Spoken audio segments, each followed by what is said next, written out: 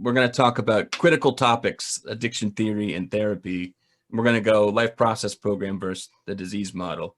And I'm just picking up sort of what's in the zeitgeist in terms of what's on responses to our podcast, discussions in our forums, so life process program page and group, what clients have asked, and some of the emails and comments that we get on blogs.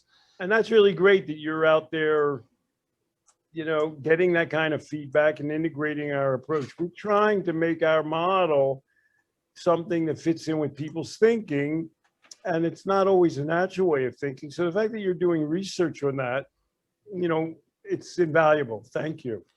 One thing that someone close to me asked, actually this isn't in that realm, is but that's when I started putting my mind to it and thinking about it, is that a critique of you and me, which is that we talk about addiction, and addiction is just a sliding scale. Addiction is addiction, and so there are better and worse. Let's not say better and worse. There are more and less destructive forms of it. So the question is sort of, let's take me. I had a relationship with heroin that was clearly unhealthy. I don't know what you would call it if you didn't call it an addiction. And on the other hand, you kind of think about somebody addicted to heroin who's really down on their luck. You might think of a Skid Row or something like that. People might think about this as a typical person who was addicted to heroin. So what's the difference between a person like me who's had a heroin addiction, but I'm lucky enough to have resources, family, friends, work, and that's how I matured out of it, versus a person with no home, no family, no seemingly no hope? Is this the same kind of a person? Is this the same sort of an ailment or dysfunction in life, or is this a whole different ball of wax? And the follow-up to that is, how does LPP work, the life process program, work for the people who are most disparaged or who have more destruction in their life, like I just mentioned, as someone like me? Well, it's a topic that we've already in some ways touched upon. Mm-hmm. Recovery is predicated, thanks for reminding me of one of the things: purpose, community, health, and home. And you more or less had most of those things. So, right. I mean, one thing that we talk about is, well, who's dying of drugs? It's not all those people in Westchester and the Upper East Side of Manhattan. The differences in death due to drugs is astronomical in sometimes quite close by communities. And we talk about West Virginia being the poorest state in the country, having by far the most drug deaths.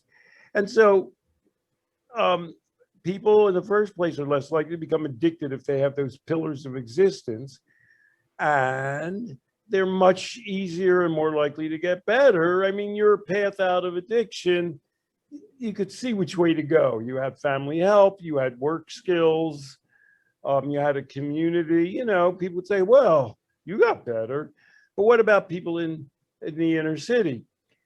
And does the life process program help that? So I do have another hat that I wear. I'm temporarily in abeyance now, what with the pandemic, but I was on the board of Above and Beyond, which is set in an inner city in Chicago with a largely quite high level of homeless population, Mm-hmm. and all of those kinds of things. And basically we used to say, obviously it took a different form, but we used the same 4-pillar approach there that we use with the life process program. So the answer to your question is yes, you're less likely to be addicted if you have a lot of things running for you. Yes, recovery is built on these pillars of your existence. If you already have those pillars, or the basis of, like my beautiful boy, is that the name of the Beautiful boy? Yep. He comes from a privileged background. He has a lot of life skills. He has a good family.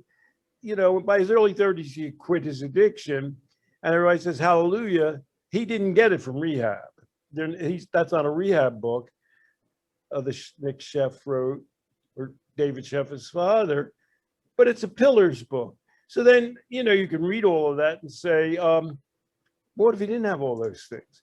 And then the answer becomes, it's harder, obviously. If somebody's homeless, you've got a lot more to worry about and try to help them with, which I observed and above and beyond. But I know you could speak to this. So does that mean you say, well, to hell with it, we'll just give up on it? The path to recovery, and I'm reminded of Carl Hart's term, exceptionalism, isn't different for rich people and poor people. It's that privileged people have more of those things laying in wait for them. And so you have to make a greater effort to help people who don't have those elements in their lives. They may have one or two. Don't judge them that it's impossible. But you're going to have to do more groundwork to do that. There's no shortcut. The solution to addiction is to build an alternative, rewarding life that allows the addictive object not to dominate every part of your existence. There's no other way to do that. No drug treatment's going to do that. No joining some exterior group is going to do that. You have to work on your basic life processes, which is why we call it the Life Process Program. Which gets us back to the Life Process Program. I'll throw a question at you. Do you feel that the things that you help a person with in the Life Process Program, the policy, the patterns that we follow there, do you feel they differ from better off to worse off people? No, not the principles of the model. They don't. They really don't. I mean, because as you're saying, one thing I might ask is, let's just say you just took all drugs away. Like, you could just wave a wand and drugs were gone. Does that help that person? I mean, they're already implicit in that question. It's saying that perhaps these people are in a different realm because of their lifestyle or because of their life experience and because of the lack of resources. So it's not really asking, but aren't these people's drug issues worse? The question really is, if you bring it back around, aren't their lifestyles worse off? Aren't their, abilities to generate positive experiences less? Shouldn't we be focusing on that? And our It's answer, not entirely their fault. They're in an environment which is right, often deprived. The one in Chicago, and of course, right, Carl's original quote, now it's drug use for grown-ups, but it used to be drugs are not the problem. The problem in Miami wasn't crack. The problem in Miami was the life structure there wasn't available. Carl went and found his own. A lot of people need a little bit more help than that, and that we can do. I'll tell the personal journey. We're the current ownership of the Life Process Program. Our great partner is Dahi Conlin. I had it a couple years before Dahi got in, but we're going on a decade. And when you first set up a coaching practice, you start worrying, we had to figure liability. You know what I mean? But coaches are not licensed. Oh, everybody in our group has some kind of professional training and licensure. That's just the way it is. But there's no coaching license that you can rely on. And there's no pen, they can't take away your coaching license, but you're worried that, I don't know, something bad will happen and you'll get sued. right. And so you're nervous and you write that in. And one way you deal with that is to say, we're a coaching service. We're on the phone or the internet. We can't deal with you if you have like a heroin problem, for God's sake. Or if you're taking, obviously in the current era, some kind of medication around that. But as time goes by, those constraints get liberated. And I have 4 factors that explain why those 4 factors get liberated. It's discrimination for somebody to come and say, I'd like to get your help. I feel you can be helpful to me.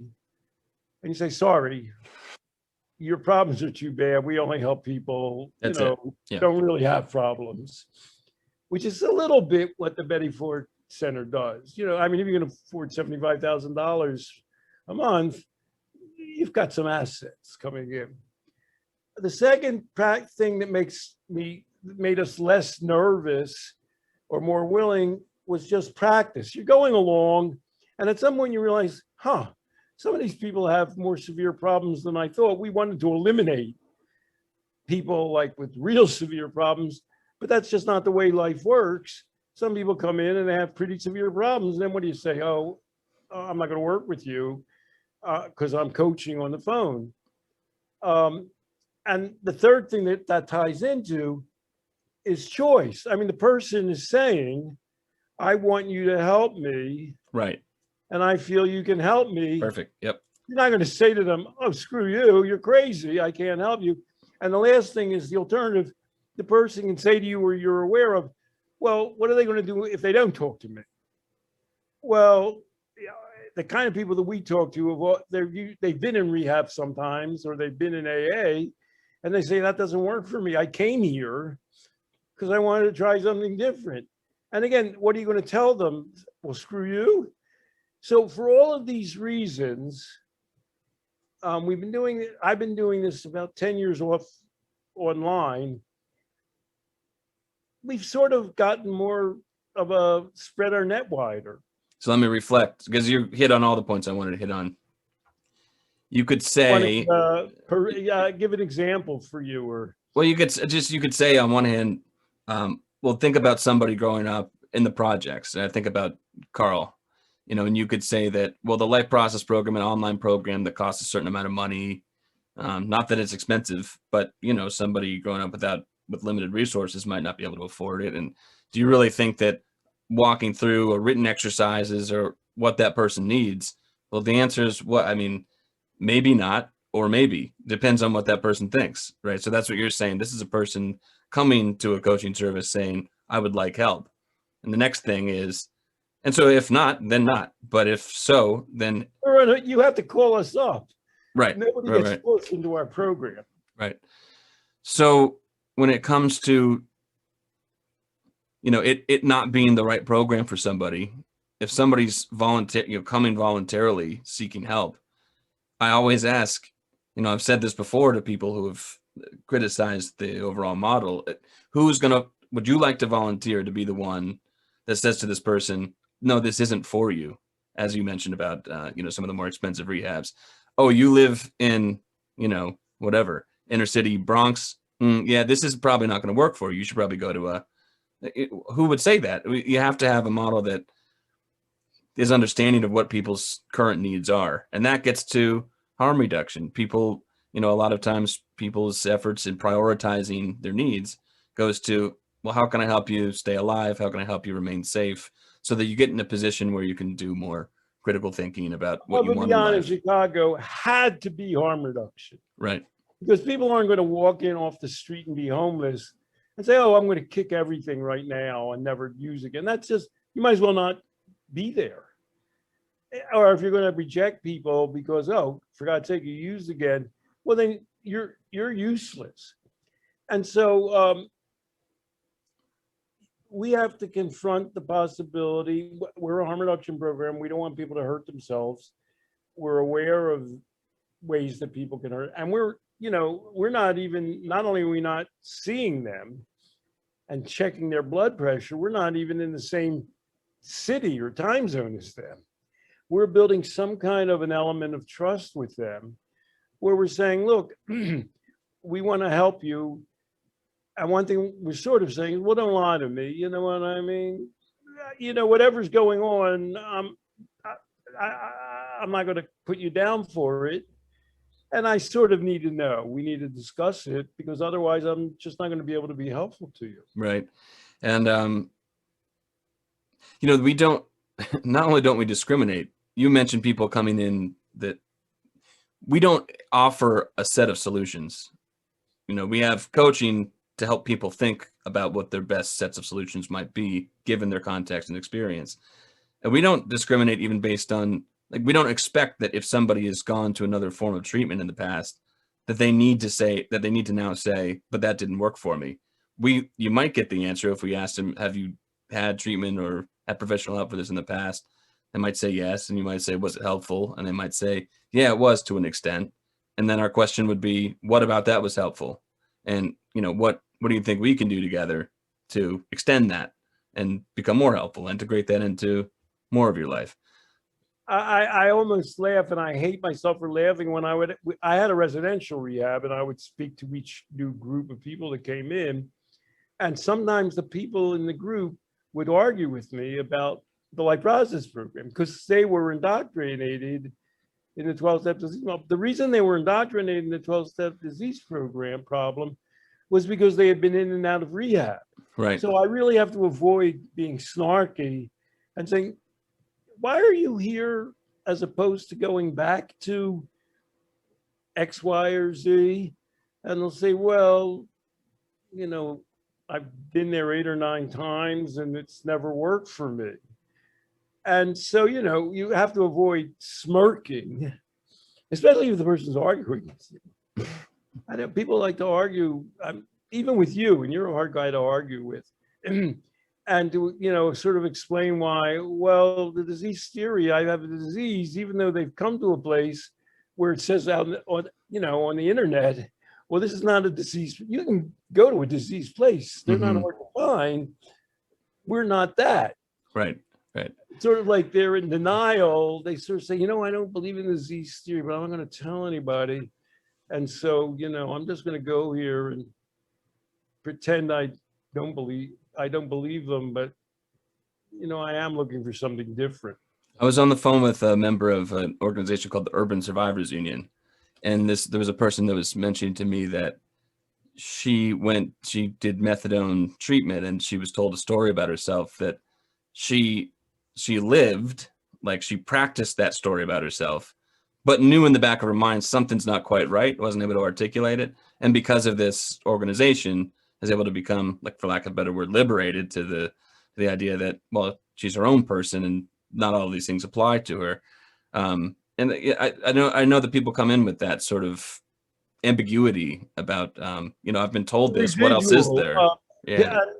And that, which brings us to, we're developing, we have 4 primary coaches, you and Dee and Ann. And well, you have a variety of experiences, but we also work with a man named Aaron now. And Aaron comes from a hard drug background, and he works in what's called an MAT setting. And so people might say, well, what the hell are you doing with these guys? How are you saying to people, well, it's not a disease, which very much underlies a lot of MAT. And how are you saying to people, well, look, you've got to be in control of your own existence. You know, you can't find a magical solution. Nothing's going to cure you. And it so happens that Aaron agrees with our point of view at the same time that he works in that context, and we're trying to meld those two. But even before Aaron came along, you can't be existing in this day and age and working with people with addiction type problems and not encounter clients who are somehow connected to MAT. They're just going to call you up. And then it gets back to what we started saying originally. Well, you know, I'm on methadone. Somebody will say, right, been on methadone or Suboxone. You're not going to say to them, oh, forget it.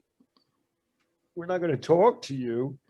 You're going to say, okay, that's one tool in the toolbox. How do you feel? Why are you coming to our program? How do you feel that we could be additionally helpful to you, even as you're taking a kind of a medication-assisted treatment? What is it that you feel we have to offer? I can tell you what I think we might have to offer to help you.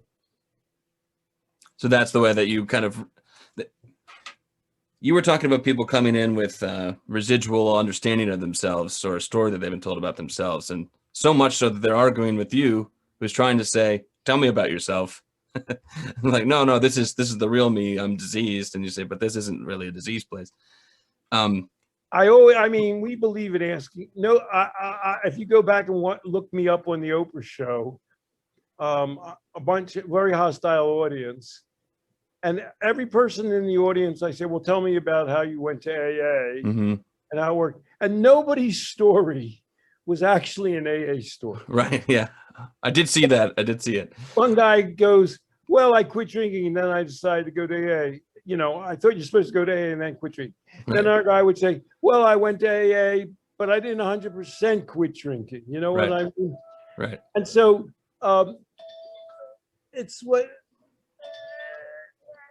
if you just let people tell their whole stories, they don't fit in any kind of a box, like the box that they're supposed to be in. Like, oh, I'm taking methadone because I have a metabolic disease.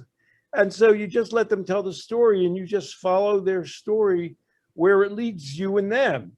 When they talk about, well, I have problems with relationships, that has nothing to do with your metabolic disease. Well, then you talk to them about their problems with relationships. The favorite that when I would go to Above and Beyond and talk to, I don't know what the right word is, clients, it was it wasn't residential, it was a community center that people stopped by. Everybody in the room could get into love and addiction. Everybody in the room could say, oh man, I was in a destructive relationship that either A, was an addiction, it was just like my drug, or B, it was why I was in, it was totally connected with my whole drug thing. And so I say, well, okay, well, let's just talk about that then. Maybe you feel you have a disease, but most people tend to say they have a love addiction disease. What was it? In a way, love addiction was an easier way to get into they were aimless. They didn't have confidence in themselves. They allowed themselves to be put down. They didn't take positive all the things that clinically suggest themselves. Well, I didn't take a job because the person didn't want me to. I stopped talking to my parents and my family because they were jealous. They beat me up, so I was embarrassed about going out and looking for work or being with other people. It all lays itself. Addiction is the most commonsensical and commonplace of problems. It's so tied into every aspect of your life. The 4 pillars are life, purpose, home, health, and community. What people who enjoy life have, a strong sense of. And everybody knows, everybody knows you need those things. And we're getting back to the original question. And what if you get a client, you smart asses, are people hostile towards Justice Life Process Program? Do they throw these questions at you, Zach, a friendly guy like you? No, actually people are super it's almost really incredible how thoughtful people are. I mean, people sort of steelman our model, like, I understand this about what you're saying, and when they say that, it's pretty much right on. And the questions are basically, well, how do you reconcile this? And a lot of times it's people who have their own experiences in life that they're trying to reconcile. So they're really, I think they're genuine questions saying, well, what do you make of this? How do you describe it? How do you deal with it? And so, we would say that all of the things that we talk about apply to people as these are basic human things. And some people, if you have a homeless population, home is going to be harder. But you still, Above and Beyond has like a person whose job it is to help people find housing. That's numero uno. And then they have purpose. They have educational opportunities and work opportunities. The same thing up there that they had an Insight, at the Portland Hotel Services provided places for people to live. That was A. Then when they lived somewhere, they tried to get them a job or work. That was B. Then C, they would try and get them health care, which at one point was Gabor Mate. He was a chief medical officer. And God bless him for doing that work.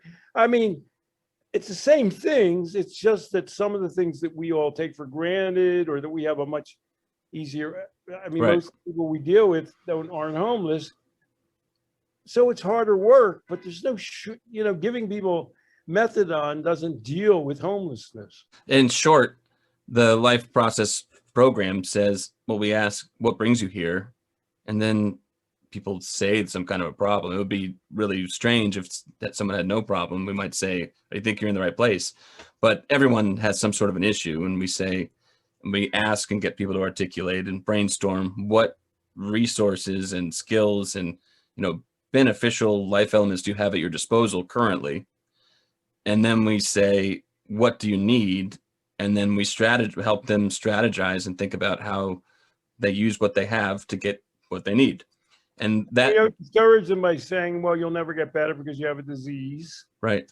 And we don't panic, which gets back to the very original question. Well, what if somebody has a really bad problem? Mm-hmm. Our job is not to say, hey, eek. Our job is to say, well,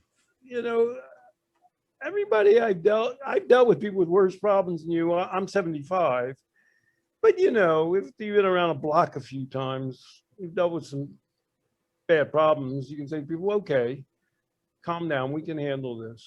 So I don't know where this fits in. I have one more bullet point I want to hit, but this just keeps popping into my mind, and it kind of a callback to what we were talking about earlier. A man named Sean Kenzine is helping. Actually, we're doing a training of the life process model together. We're going through each of our 8 modules and training, and the audience, we assume, will be addiction professionals who have maybe perhaps themselves been, let's say, indoctrinated by a disease way of thinking and a way of approaching individuals.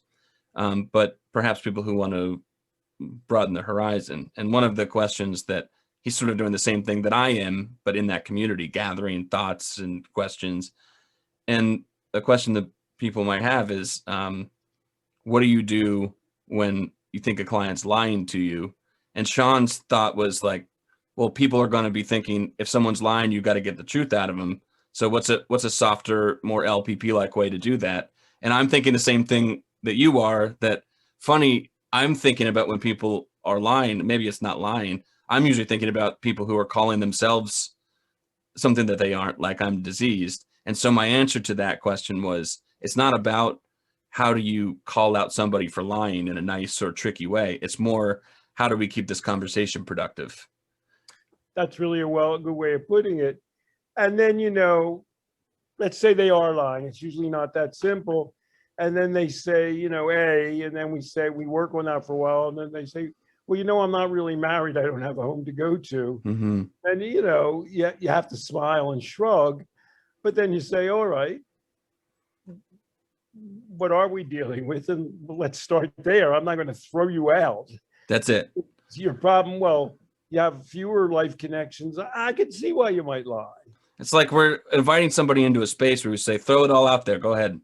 And if something gets jarbled along the way or something's inconsistent, I mean, what good is it going to do to junk the relationship or try to go over why the person's motivation for being dishonest? That what we want to do is keep that space open so that people can feel comfortable telling us what they're going to say. I would say you have a pretty good ability at not overreacting to people's negatives. Is that a fair? You're not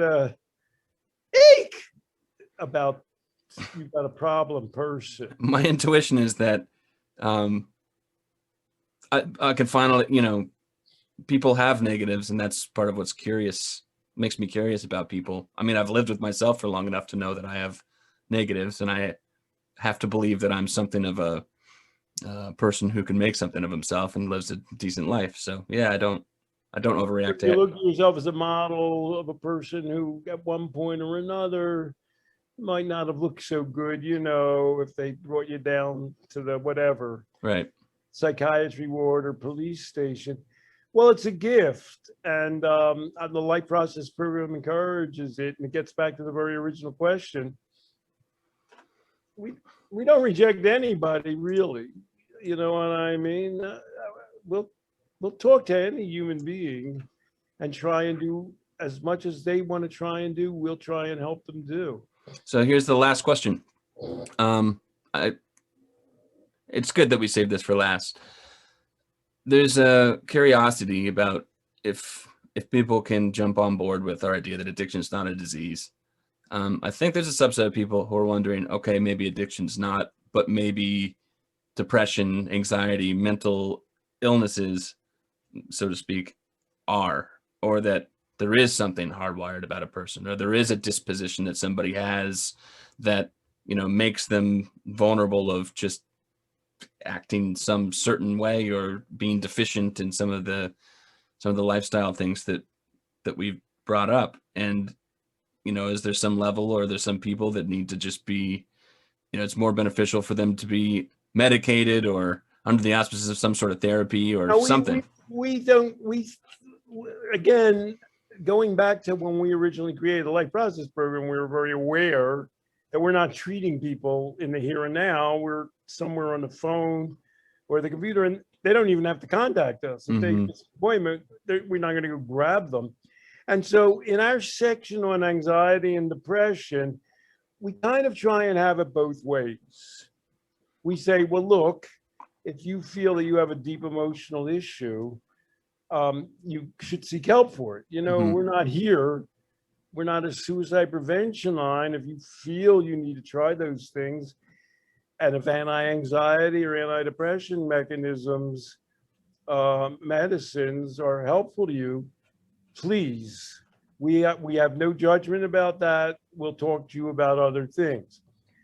On the other hand, we believe that the same kinds of ameliorative and healing things that work with addiction will work in those areas too. We ideally expect you to be, if you have more control over yourself and more mastery over your environment, more satisfaction and more purpose and more accomplishment, we feel you're going to be less depressed and anxious. Mm. And so we feel that we should be helping you in that direction, that you could consider. The Life Process Program is basically directed towards addiction.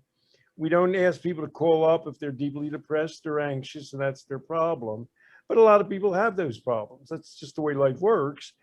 And we don't shy away from them. And we say, well, we would do the same sorts of things that we do. What kinds of environmental conditions make you feel more depressed or more anxious than others? Does being with your parents or your family make you more depressed? Well, what are we going to do about that? Do you get anxious when you're in a social situation, which is why you drink or you smoke? And then we say, well, okay, is there any way we can work around that? Can you find a less anxiety producing social situation? Like, I don't know, a library reading group or whatever you come up with. The same Life Process Program elements work in all areas. So we don't hold ourselves out as a emotional problem, depression, and anxiety program. It doesn't say that on our website. We ask people about their moods and their depression and their anxiety. We ask them to explore that with us. We tell them we encourage them to seek whatever help they feel will be any treatment that they feel will be helpful for that. And when we say, well, we feel that perhaps we can make a positive contribution in that arena without ruling out anything else. So we'll, accept that you have these feelings and we'll try and work with you in regards to them, focused on your addiction. That's the focus of what we're doing. We're not doing everything, but, we'll work backwards from your addictive behavior to those things and see if we can't, either you can get help for some of them elsewhere or we can help you with them. So there are places that say if you're diagnosed as having an addiction or something use disorder, if you're have an anxiety disorder, if you have some form of depression, bipolar, we can cure you. But we wouldn't say that. We say we can help you improve your life. And actually, the way that we could help you improve your life is to, let's just put those labels aside for a second. Just think about the more practical elements of what it means to improve life. If there's some other, difficulty that you have that you don't think can be improved in that way, we probably can't help with that. But as far as the practical goes, we can help you draw a good roadmap. One thing that I have done in my life, I don't know, you would probably approach it in a similar way. I don't know if all of our coaches would do it exactly the same, but maybe. Some people come and say, oh, I figured out that the reason I'm addicted, this is a little bit, we use her as an example a lot, Maya. They come and they say, well, I decided that I have an emotional problem, and that's the disease that's causing my addiction.